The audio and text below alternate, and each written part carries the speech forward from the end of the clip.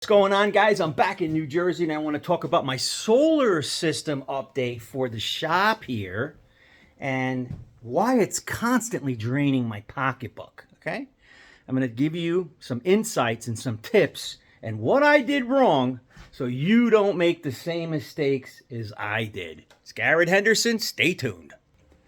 Okay, we can see by this cute little 9,000 watt inverter that failed on me after less than 1 year.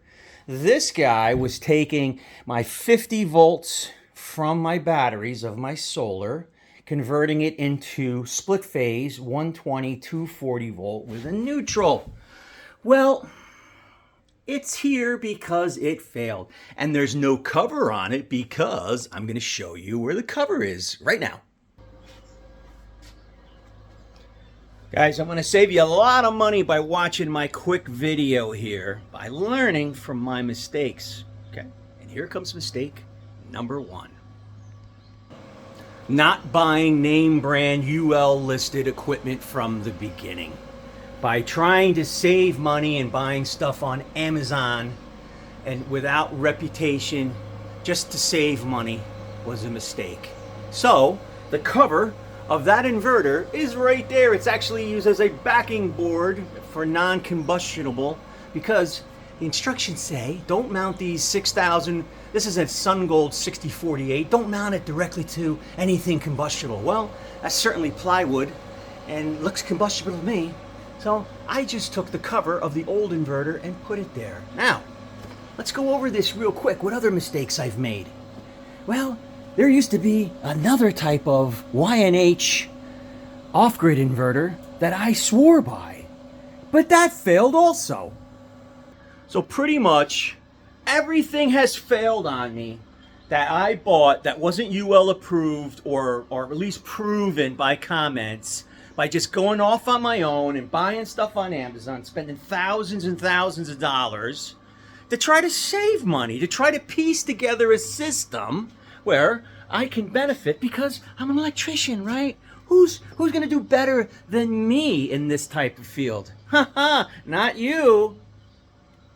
That's a mistake. That's wrong. So that was the biggest mistake, is buying stuff from Amazon that's not UL approved, that comes from China, that just fails. It works great out of the box, but they just don't keep up. I'm constantly putting money into this system.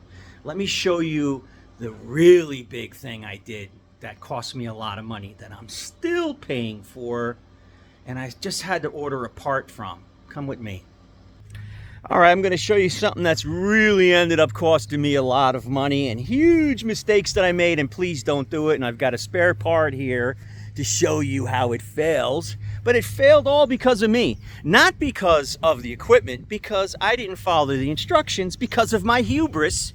You know, hubris is a new word that I learned from one of you guys in the comments saying, your hubris towards doing solar is detrimental and can cause... I get a lot of those dumb comments, but that was a great word, so I'm using that word, hubris. So yes, my hubris, which is the lack of empathy or respect for a type of work that you're doing, a discipline you're doing, by ignoring all the rules and facts and just frolicking into this hobby recklessly the way you would want to do it. That's hubris. So if you notice, I have Manny and Mo, 2 solar trackers, Manny and Mo. Manny was first. I loved Manny so much that I went and got Mo. Now, where did my hubris come in? If you can tell, Mo is much bigger than Manny. However, let me show you behind the scenes. Okay, so here's Manny. This guy's fantastic, okay? So this is an eco-worthy solar tracker. It's like $500. I love it. Okay, now you have to buy a couple things extra with it. You have to buy a battery because it needs a battery for the control panel to work independently of the output of this thing. So what I did was I put a little small 10-watt solar panel with its own charge controller. Here's the charge controller, and that's going down and feeding the battery. It's working smartly, fantastically. This is the actuator, east to west actuator, and which is 12-inch travel, and then I have a 5-inch travel north to south actuator, working fantastically. Now, here's what I did wrong.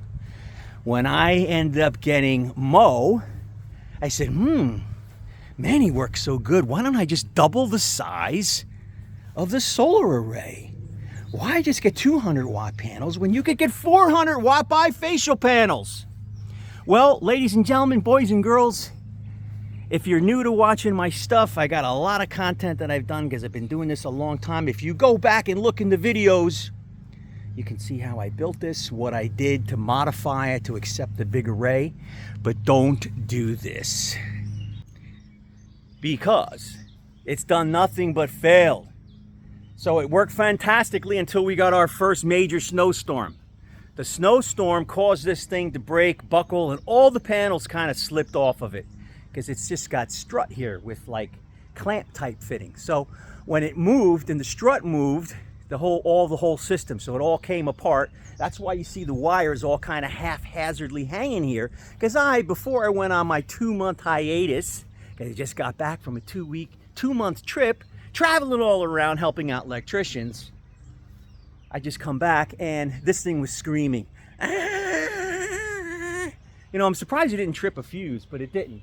So this was screaming and this was stuck in a different position. So what I did was temporarily I added this little bracket on Amazon. I ordered it. Cool thing is about Amazon, it comes overnight. This was $41, but it's not really about the $41. It's the constant putting money into these systems. For the little bit of return you get out of these, you got to minimize how much you put back into it. And that's my lesson for you today, guys, is follow instructions. Look for UL approved. Even if you're not in the United States, find UL approved equipment. They go through extensive testing and they're safe to use. They're approved in the United States. You can get permits. It costs 4 times as much, but I ended up paying 4 times as much, and then the 2 times as much, and the 1 time as much. And every time I come back to my wonderful shop here in New Jersey, I'm just constantly throwing more and more money. And considering the original parts, the thousands of dollars of all that stuff that's failed, I had to rebuy the UL approved, and I am in so underwater on these systems, I can never, ever recommend you doing this. Unless you're like me, you're a handyman, you work with your hands, you have the tools, and it's a hobby. And then you don't care, right? Then you can enjoy your hubris. But if you're looking just to consolidate your electric bill, to maximize energy renewables, I like it as long as you can install it, okay? If you had to pay me to install your solar system, you'll never get that money back.